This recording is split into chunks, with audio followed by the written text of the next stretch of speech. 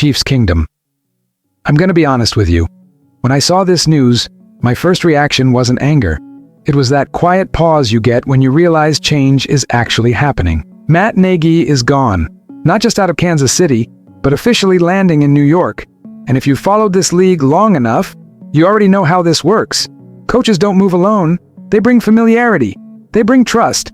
And sometimes, they bring players with them. That's why this matters to Chiefs fans. Because this isn't just about Matt Nagy taking a new job, it's about who might walk out the door with him, and what that means for a roster that's already at a crossroads. I'm Victor, this is Chiefs Nation Update, and before we dive in, make sure you hit that like button and subscribe to help us reach 1,100 subscribers. Chiefs Kingdom, this channel is about real conversations, not PR spin.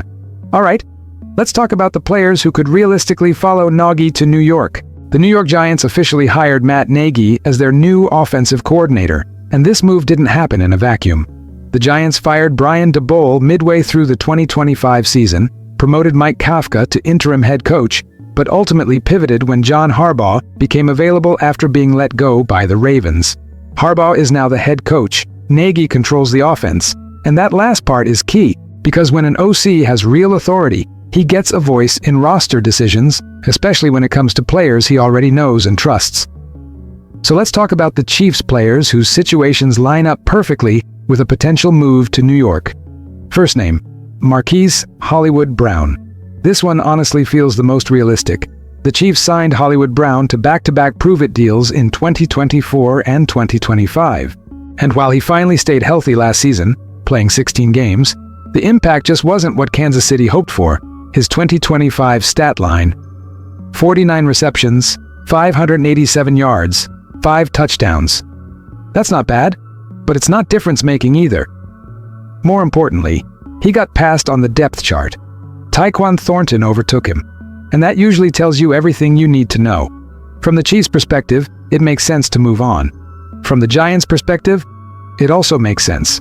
Hollywood still has deep speed.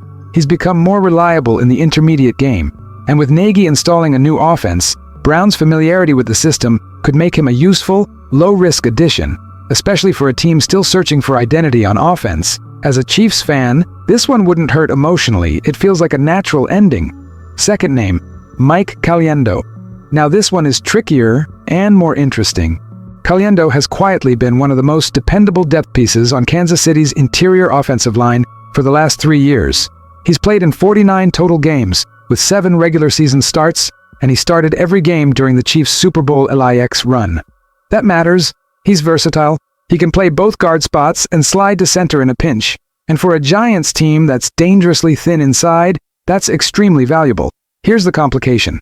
Caliendo is a restricted free agent.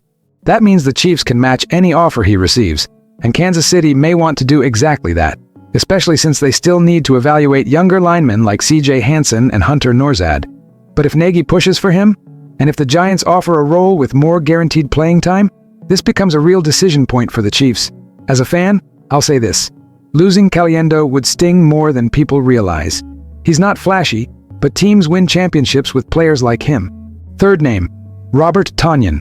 This one flies under the radar, but don't ignore it. The Chiefs really liked what they saw from Tonyan in camp. He had strong hands, was the best blocking tight end in the room, and ended up playing in all 17 games last season. Did he put up numbers? No, but that wasn't his role. He was a blocker, a special teamer, a professional.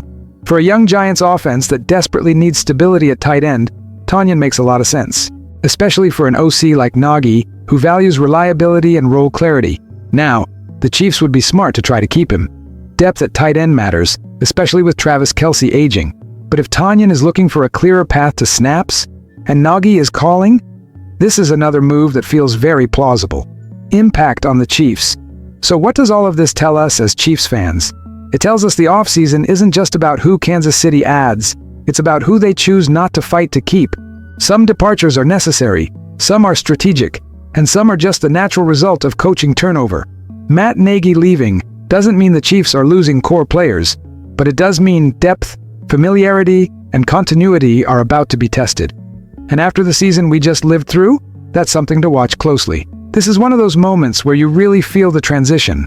The Chiefs are turning a page, new offensive voices, new priorities, new evaluations. And when that happens, not everyone makes the next chapter. Hollywood Brown feels like a clean break. Mike Caliendo is a tough call. Robert Tonyan is quietly important. None of this signals panic, but it does signal movement. And movement is how dynasties either reset or fade. Now, Chiefs Kingdom, I want your take. Which of these players would you be okay letting go? And who do you think the Chiefs must keep no matter what? Drop your thoughts in the comments. I read them all. If you enjoyed this breakdown, hit that like button, subscribe to Chiefs Nation Update, and help us reach 1,100 subscribers. I'm Victor, and as always, go Chiefs!